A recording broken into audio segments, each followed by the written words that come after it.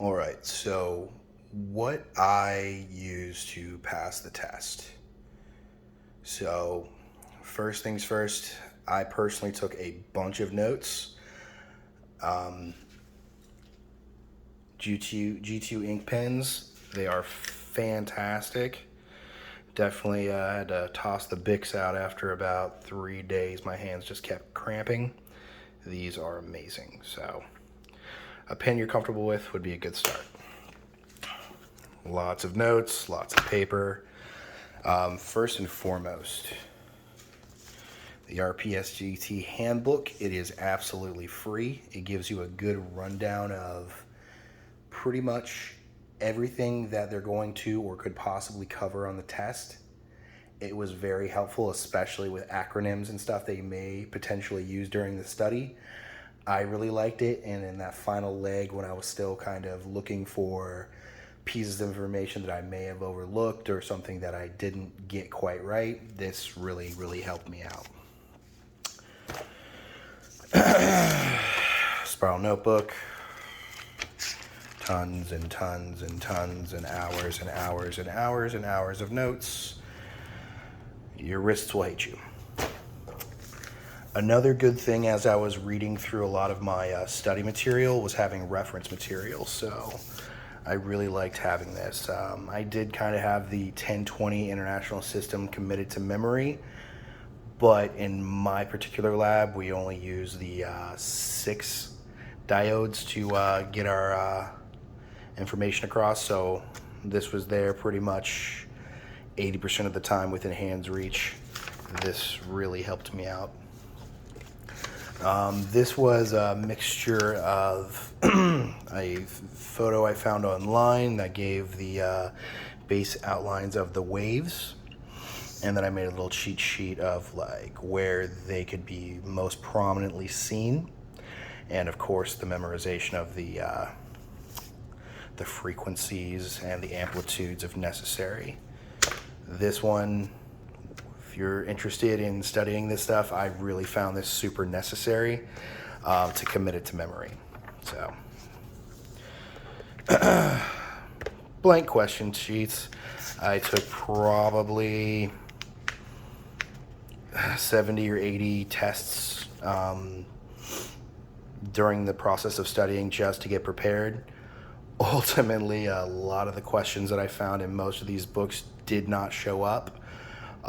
So if your plan is to memorize questions, you may be disappointed. So, yeah. So these are great, but I'm going to go to these later. This really helped me. This isn't necessarily a part of any of the curriculums, but just a good handle on ECG. Definitely good for your career and, understanding the architecture of the heart and the anatomy and physiology of it. This was really good. I liked this one. Might be outdated, I don't know. So, the next one is the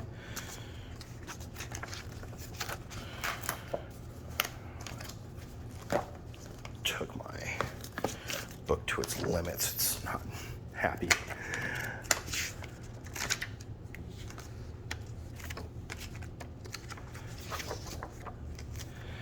The AASM scoring manual, latest version 2.6. Actually, somebody on this page was kind enough to send it to me. This, in my opinion, is whatever study information you get. I am 100% sure whatever you study, this will help augment it and make your studying a better experience. Because one thing I've noticed, because I've read every single textbook cover to cover, I believe a minimum of 3 times to get this done, not everything is correct. So when in doubt, obviously reference all of your material, but if you still don't have a proper answer, this is the AASM's final word. So what this one says is correct compared to everything else. Another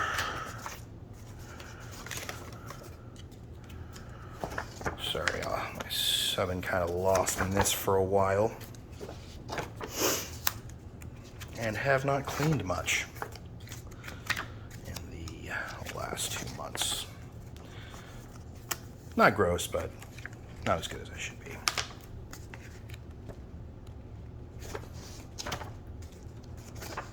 This was free online. Clinical guidelines for the manual titration of positive airway pressure in patients with obstructive sleep apnea.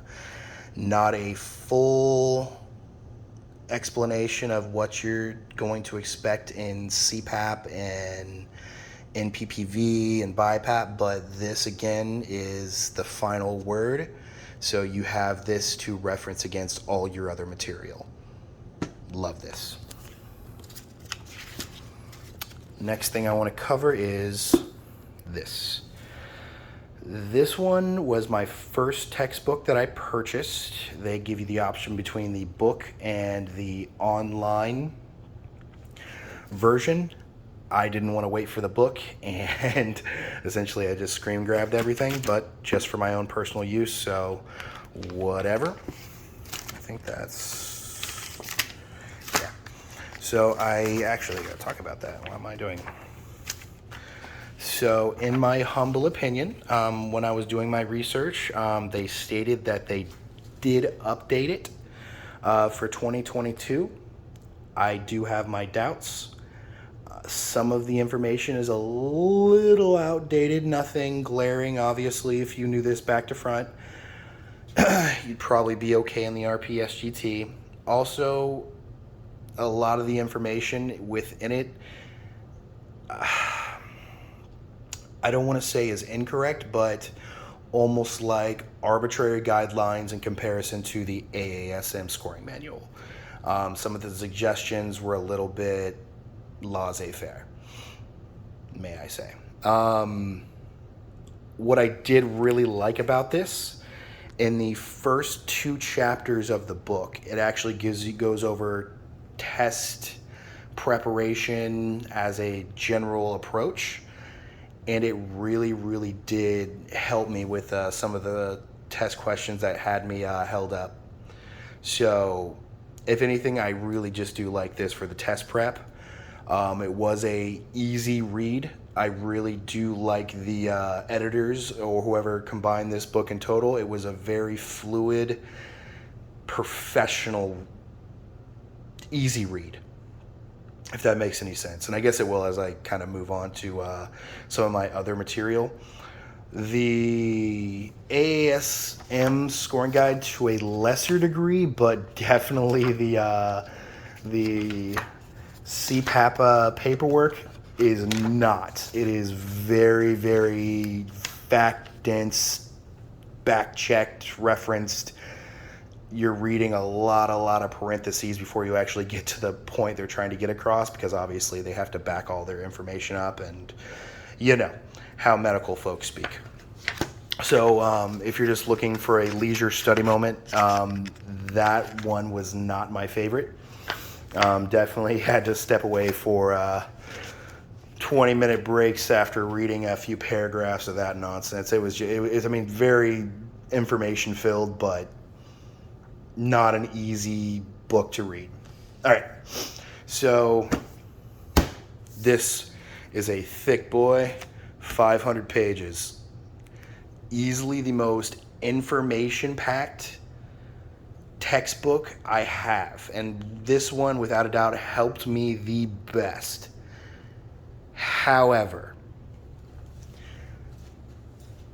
I do not know the writer personally. He has reached out onto the page itself, which was very helpful, and obviously I am not trying to insult this man, because what he created definitely helped me pass my test.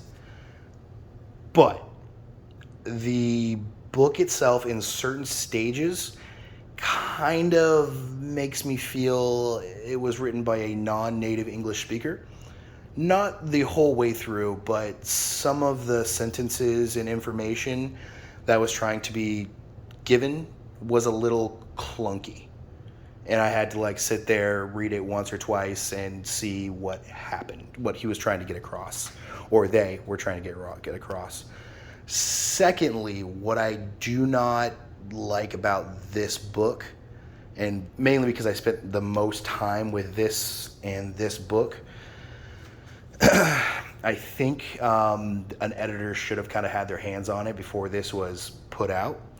A lot of the charts and graphs that kind of feed the information that you're trying to, gain is split between pages. So when you're looking at a home sleep study, gold standard, acceptable, not acceptable, you have to read down, turn the page, and go back. Where when you're trying to memorize something, at least for myself, I like to have that information kind of splayed out in front of me so I can kind of gain that knowledge, take the notes, write down what I need to write down, and then, then process that information as learned, stored information. Maybe my brain doesn't work the same. I do have the stupid, I'll be the first to admit.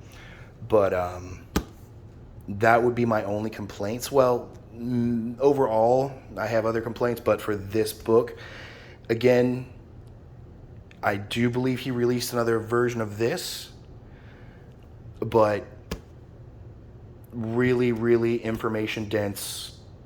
This helped me the most. Full stop.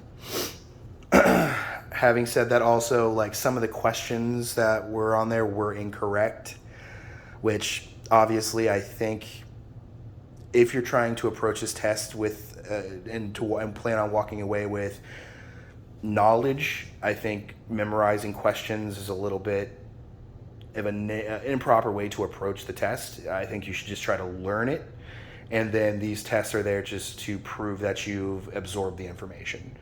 And if you do that properly, chapter by chapter, where you're tested after each chapter, you're going to be able to point out the indiscrepancies without any main issues. But they're there. Same thing with this one. There are a few incorrect answers, but the cool part about this is when you go to the answer keys, it does have fairly full explanations for most of the questions. To fully understand some of the questions and some of the information they're getting across, they don't actually go into explanations, mostly for scoring rules, which you will have to reference your scoring guide to do that, which personally, if I was writing books like this, I would, even if I've already answered that question, just reiterate until that becomes like just a part of your knowledge, which again, that just might be how I learn. But for me, it's always been repetition. So that is missing from both of these. Certain questions that won't get fully explained answers, and how they circumvent that is by sending you links and references to the medical texts, which again, fantastic. So if you actually follow the instructions, which I did, you are able to access that information. But I would have just loved to death if they just put it in the book. Other stuff I used, this was actually given to me by a friend. Pharmacology stuff. I didn't get any pharmacology questions, but I did kind of study into it and did the best I can. And it's really difficult because obviously medications and their popularity fall in and fall out of favor. What's suggested today might not be suggested tomorrow. Things just change. Just like how the gold standard with these CPAP masks were the magnets, and then oops, we can no longer have magnets on the mask. And if you weren't a party to that change, you're left out and you're not up to date on what's supposed to be what. What I did gather from it, when you are looking at certain drugs, they do have the last 3 letters or last 2 letters, and that kind of gives you a hint at what it's affecting and what it does. So this was very helpful. I don't know where she got these from, but I'm sure if you just, once again, take notes and do your online research, you'll be able to access that information. What I wish I had access to. I really, really wish I had access to a definitions book. Just a long, thick dictionary of terms and key information with diagrams and graphs and algorithms and all that stuff, where if I was in doubt or if I didn't know exactly where in one of these books I thought I remembered something or I might have misremembered something or XYZ, I could just open it up, put my finger on it, and then bam, I have that information. That would be my wish and desire to have.